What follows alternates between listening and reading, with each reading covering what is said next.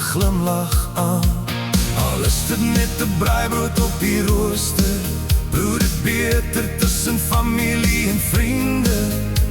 Geen vyfsterbord kan nooit verstaan wat 'n kampvuur vir 'n mens kan doen. Skuif die veldstoel nog 'n bietjie nader, gooi nog hout op die vuur. Hier vergeet ons van die wêreld, want vanaand behoort net aan ons. Steek die vuur al laat die kole gloei, vanaand is waar die mooiste stories groei. Die veldstoel sit soos geen ander stoel, dis waar 'n mens die lewe regtig voel. Die windpomp draai daar teen die lug, so trots soos sy al jare terug. Van braaibrood tot die laaste kool, hier leer 'n mens wat geluk bedoel.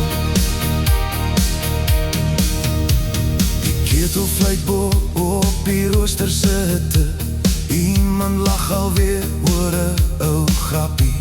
Die kinders hardloop al voor deur die gras, terwyl die sterre stil begin uitpas. Die windpomp sing sy eie lied, saam met die wind wat deur die veld gebied.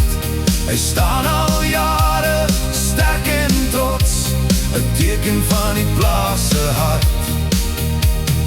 Eendag sal ons grys hare hê, maar hierdie hande sal nooit verdwyn.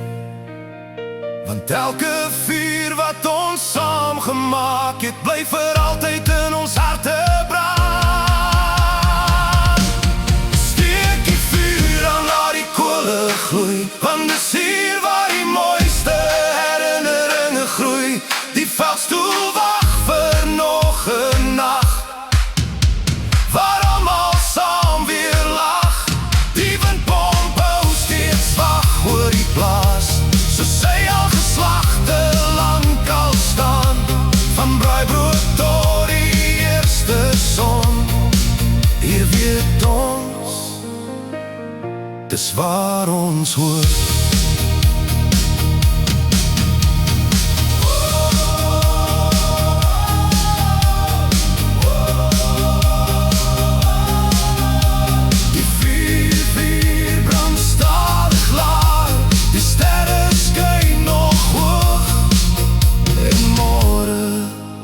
Steek ons om somer weer aan.